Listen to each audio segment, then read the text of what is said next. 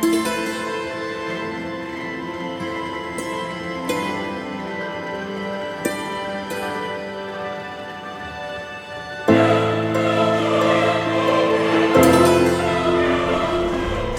champions, and welcome to another episode. Thanks for joining us here while we're exploring Fraser Island. Our mission this trip, throughout all these videos, is to show you the best places to check out while you're over here. Today's plan is to do the run up north, but first we've got to get across this high water mark just before Indian Head. It's Indian Head in the background, and we're going to make a run between the waves. You can see Ben's already made it through. It's all about timing these waves so you can get through without swamping your car. What I do is wait for a big wave to come in, and then when it pulls out, it stutters the next wave behind it, and with a bit of luck we'll get through without any waves on the windscreen. Now this is why we're in so much of a rush to get up here this morning. This is the car park, at least, for champagne pools. There's a toilet block and there's showers here. The real magic happens over the edge of the cliff. It's a bit of a walk down from the car park along the boardwalk and down all the stairs to the actual rock pools, which is essentially what we're going to go and find. These are big, naturally occurring rock pools, and you want to be here near the top of the tide, ideally on some pretty big tides. That way the waves are breaking over the rocks and into the rock pools. Sometimes there's a fair bit of a current pulling through here, but today, being just after high tide, I think we've timed this perfectly to get in there and have a swim with the kids in relative safety. There is a few oysters and a few big boulders in there, and even a few deep holes where I can't touch the bottom. I'm not the tallest bloke, but some of these holes are pretty deep when the tide's up high. Of course, if you've got younger kids and you just want to let them have a splash around, come when the tide's a little bit lower. After a quick dip, we were back in the ute because there's plenty of more awesome things to check out up the top of this island. But first, we've got to cross one of the biggest obstacles on the island. If you talk to anyone, they'll tell you about how hard of a time they had crossing Ngkala Rocks. You can go around it right on the bottom of the tide, but today the tide's still up, so we've got to go through it. It's a passage cut through rock and up over a big sand dune that holds up plenty of people. As you can see here, there's a line of people. Maybe they're wondering whether they're going to go through. Maybe they're waiting for their mates. I don't know, but they weren't going, so we are.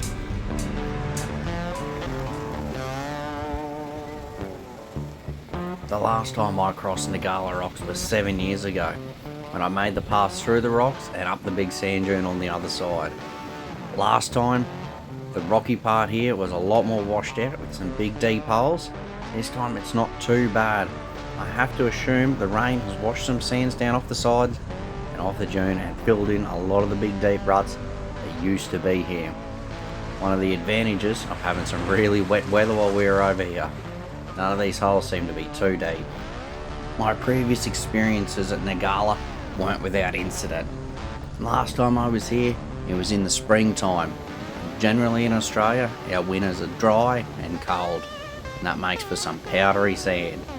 Although I passed this rocky section with no problem last time, even through the deep holes, going slow and crawling through got it done. But this big incline, which must be close to 100 metres, on a slight gradient but in super soft sand, I found it almost impossible. I had to drop down to 8 psi to get up here, and if I hadn't have done that, I don't think I would have made it. A completely different story this time though. After all the rain we've been having, just walked up here in a low gear with no wheel spin, and in no time we were on the downhill stretch. We've made it through Ngkala Rocks, and that's the biggest challenge. Well, it used to be.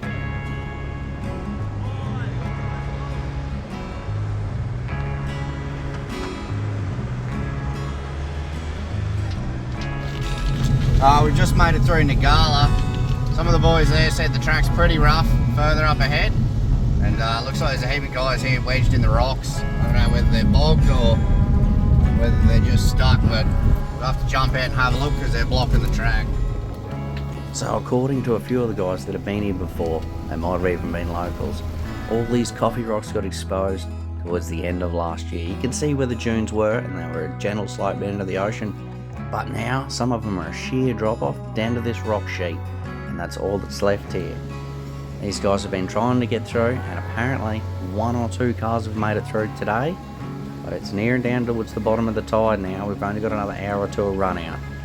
We can see that you're going to be able to get around, probably, towards the bottom of the tide. So we think we're going to stick it out because there's plenty of people in line in front of us. This tan FJ had a few good cracks, but every time he gets some wheel spin, he drifts closer and closer to that big drop off. These ruts were way too deep to drive through. Some of them were probably 3 or 4 foot deep, straight down.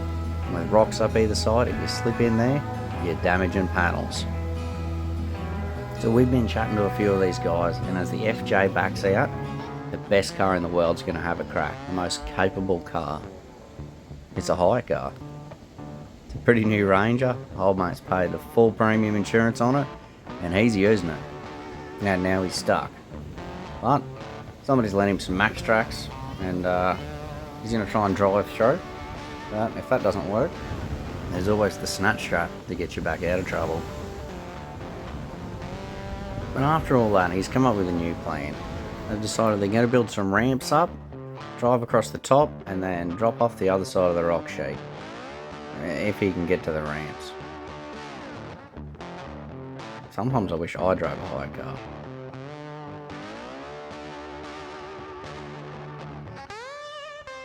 It's pretty steep, and he absolutely smashes the tub on the way down. But he's through.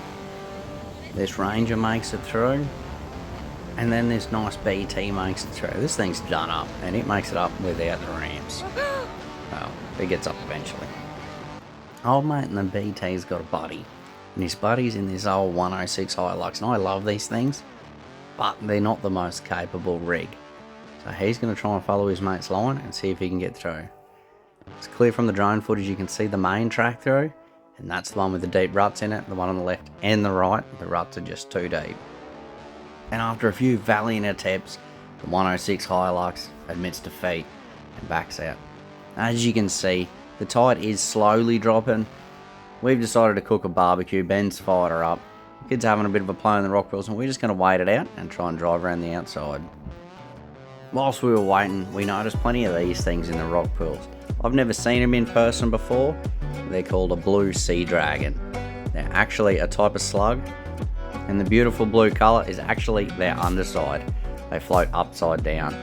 You don't want to go picking these guys up because they actually absorb venom and neurotoxins from jellyfish, and they store them in the finger-like ends of their arms and legs. So if you touch them, they'll pass that on to you, and they will be fairly painful. So, pretty cool to look at, but I wouldn't recommend touching. By the time we finished our feed, the tide was low enough that Ben was starting to think about giving it a crack. The key here is to be up on the coffee rock, and when the waves go out, go down on the sand and back up onto the next little bit, so when the waves wash in, they're not washing up the side of your car and washing the sand out from under your wheels. You want to be on the hard stuff if the water's going to go under you. Because when that water pulls out, it pulls all the sand with any weight on top of it with it, and that can leave you bottomed out within a wave or two.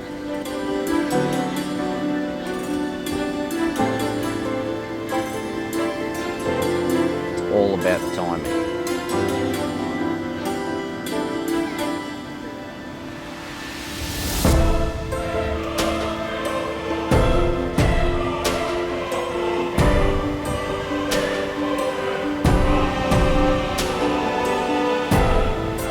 Now, we are the first couple of cars to come around this track. I'm sure there'll be a few that follow us now that the track is sort of officially open back up to the lighthouse.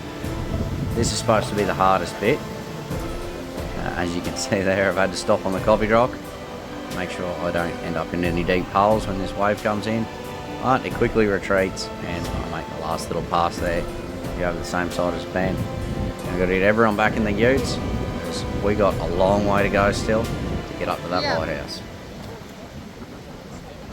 Well, we thought that was the last obstacle. There appears to be one more fairly steep dune that we can't get around yet. It would have been a bit sketchy to try and dart between the waves to get the whole way around this thing. So we're going to try and get up and over this hill. Ben's just had a crack, didn't quite get up there, and he's going to give it another go.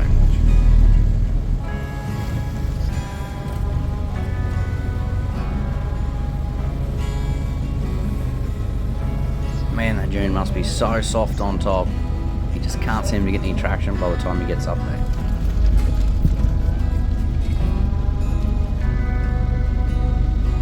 Third time looks like it's going to be the charm. He gets up there with a bit more pace. I'm going to take a different approach. I think I'm just going to bang it in low range in second and try and crawl up this dune. There is a few big rocks jutting out here. I thought it was slow and bent up, but we're going to see if we can just crawl over them and only put the foot down when we need. Just finger a bit steady the first time.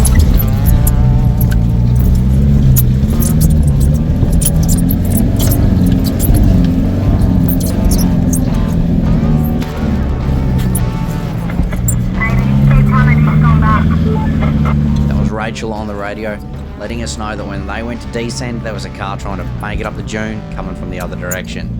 They've backed back down and they've given us the go ahead. Cheers, buddy.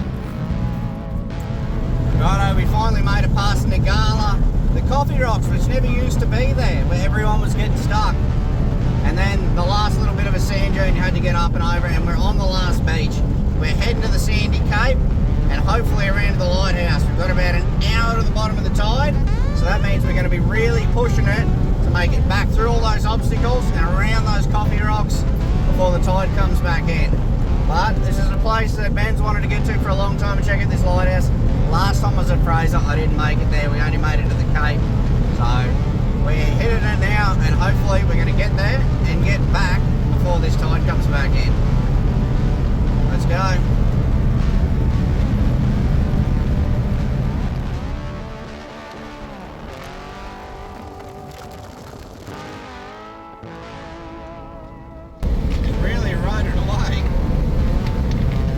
We've had big tides and big swell, and this is what it does to the beach. It just washes it away. You can see it cut all the way back into the grass.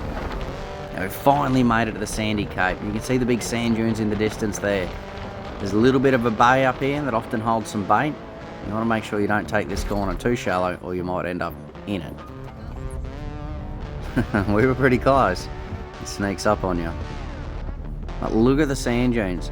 These things are massive. There is nothing for miles here. These are the ones we climbed last time, but we're blowing straight past these and heading for the lighthouse. This is the start of the walking track to access the lighthouse, but it's a 45-minute walk each way. So unfortunately, because we've got kids and we've got a long way to get back home, we're not going to make the walk up. We've got to get back around those rocks before the tide comes in. But we're just going to drive a couple of 100 metres back because these dunes are massive and the kids and the big kids want to climb them. And I think we might be able to spy the lighthouse from here. Even if we didn't get to walk up and touch it, getting to see it, it's a close second best. The sheer expanse of sand here is amazing, all blowing in off the ocean. Sandy Cape, from what I remember, the dunes are quite a lot more substantial than these ones, but these are nothing to laugh at. These is a lot of sand, and that is the lighthouse. That is what we come to see. You can see it from the top of the dunes, and you can even see it from the cars as you're around the Sandy Cape. This thing is massive, and it's set a lot further inland than I would have expected. I'm still going to have to get up there on foot one day, but today, unfortunately, is just not that day. But we'll make most of these dunes while we're here.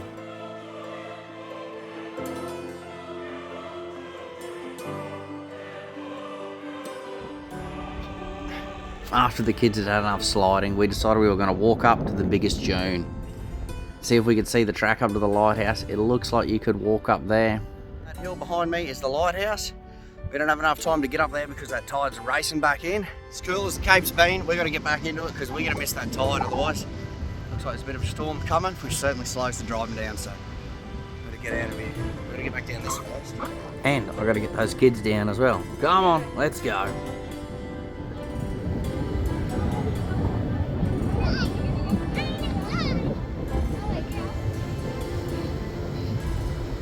Alright, that's the last one. In the utes. We gotta go. Because that storm's coming.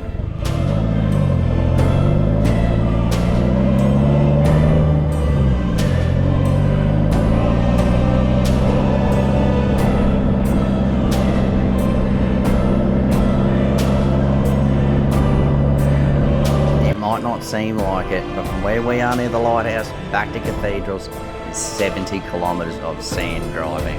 So with that storm bearing down on us and the tide racing in, it's time. We made haste and got back there. It's been awesome to get up to the Cape again, and even around to the lighthouse, a lot of people haven't been making it here. We might not have got right up to the lighthouse, but we got to the track, we seen the sign, we actually seen the lighthouse with our own two eyes. We just physically didn't get there on foot. Next time, I'm on Fraser Island. That's definitely going to be on the list.